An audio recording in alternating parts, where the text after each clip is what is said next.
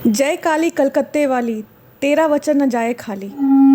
कई बार खेल खेल में हम इसको बोल उठते हैं, लेकिन बंगाल के लोगों का आध्यात्मिक विश्वास इससे पूरी तरह झलकता है। कोलकाता ही नहीं, बंगाल के कई जगहों पर माँ काली विराजमान है, जो कि तीर्थ करने वालों को आकर्षित करती हैं। ऐसा ही एक तीर्थ है तारापीठ, जो कि महानगर कोलकाता से लगभग 222 किलोमीटर की दूरी पर स्थित है। पौराणिक कथाओं के अनुसार माँ तारा देवी की उत्पत्ति उस समय हुई थी जब समुद्र मंथन से विष निकला और उसे भगवान शिव ने ग्रहण किया था। विष ग्रहण करने के बाद भगवान शिव के शरीर में अत्यधिक जलन और पीड़ा होने लगी थी। भगवान शिव को पीड़ा से मुक्त करने के लिए माँ काली ने दूसरा स्वरूप धारण किया। तारा ने जगत जननी का परिचय देते हुए भगवान शिव को बालक बना दिया और भगवान शिव को स्तनपान कराया, जिसके बाद उनके शरीर की जलन शांत हुई। तारा देवी माँ काली का ही दूसरा स्वरूप है।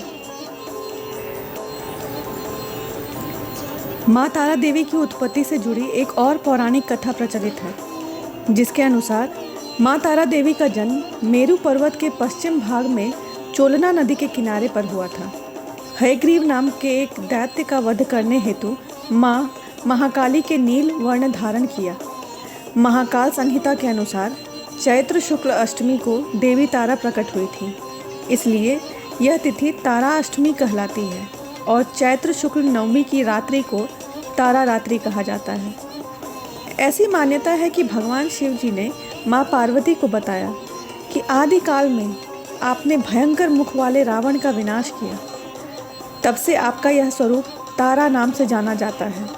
उस समय सभी देवताओं ने आपकी स्तुति की थी। आप अपने हाथों में खड्ग, नरमुंड, वर तथा अभय मुद्रा धारण की हुई थी। मुख से चंचल जीवा बाहर कर आपने भयंकर रूप धारण किया था। आपका यह विकराल रूप देख सभी देवता भयभीत होकर कांप रहे थे।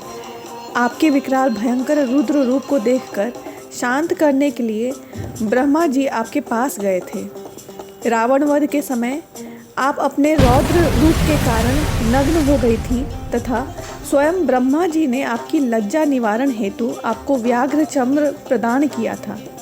इसी रूप में देवी लंबोदरी के नाम से विख्यात हुई।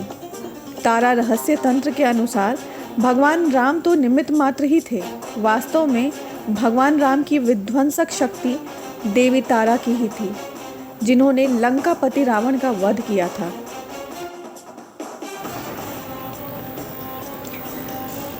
जब माता सती ने पिता के द्वारा शिव के अपमान पर यज्ञ कुंड में कूदकर अपनी जान दी, तो शिव महातांडव करने लगे।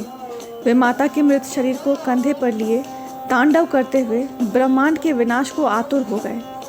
तभी भगवान विष्णु ने शिव का क्रोध शांत करने के लिए अपने सुदर्शन चक्र से माता के शरीर को छिन्न भिन्न कर दिया।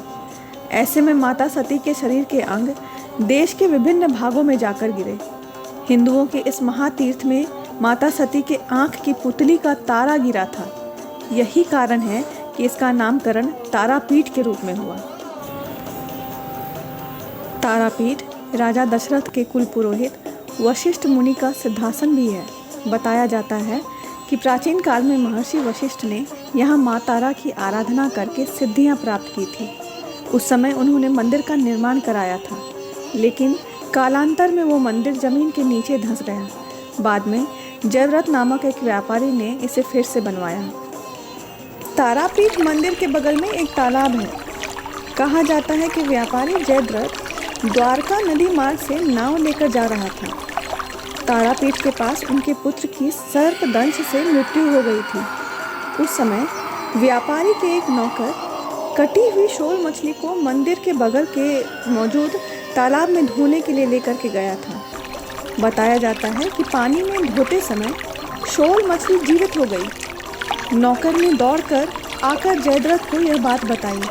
यह सुनकर वह अपने मृत पुत्र को तालाब में ले गए और स्नान कराया और जमींदार का पुत्र जीवित हो गया।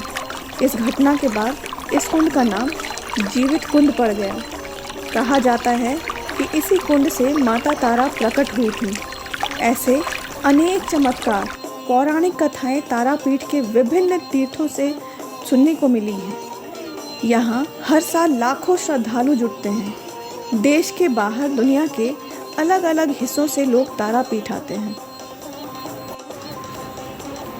जिस प्रकार रामकृष्ण परमहंस को माँ काली ने दर्शन दिया था, ठीक उसी प्रकार तारापीठ के सिद्ध संत वामखेपा को देवी ने दिव्य ज्ञान दिया था। माँ महाकाली ने इन्हें शमशान में दर्शन देकर कृतार्थ किया था। लिहाजा तारापीठ तांत्रिकों के लिए भी विशेष स्थान माना जाता है। तारापीठ से 2 किलोमीटर की दूरी पर अतला गांव है, जहां वामखेपा का जन्म हुआ था। गरीबी और विपत्ति से जूझते हुए उन्होंने मां की आराधना की और अल्प आयु में सिद्धि प्राप्त की। काली पूजा की रात में वामखेपा को साधना के दौरान मां तारा ने दर्शन दिए। कहा जाता है कि मां तारा बाघ की खाल पहने हुए, एक हाथ में तलवार, एक हाथ में कंकाल की खोपड़ी, एक हाथ में कमल फूल और एक हाथ में अस्त्र लिए हुए प्रकट हुई। उन्होंने पैरों में पायल पहन रखी थी और उनके केश खुले हुए थे। वामखेपा के अनुसार माँ ने जीव बाहर निकाल रखा था और वातावरण रोशनी और सुगंध से भर गया था। भक्त जब तारापीठ में माँ तारा के दर्शन करने आते हैं तो लोग साधक वामखेपा की जन्मस्थली पर भी दर्शन किए बिना नहीं लौटते। दोस्तों, अगर आपने तारापीठ के दर्शन किए हैं तो इससे जुड़े अनुभव हमसे ज़रूर शेयर कीजिए। तो फिर मिलते हैं आप सभी से एक नए वीडियो के साथ। तब तक के लिए आप सभी अपना ख्याल रखिए। जय सीताराम।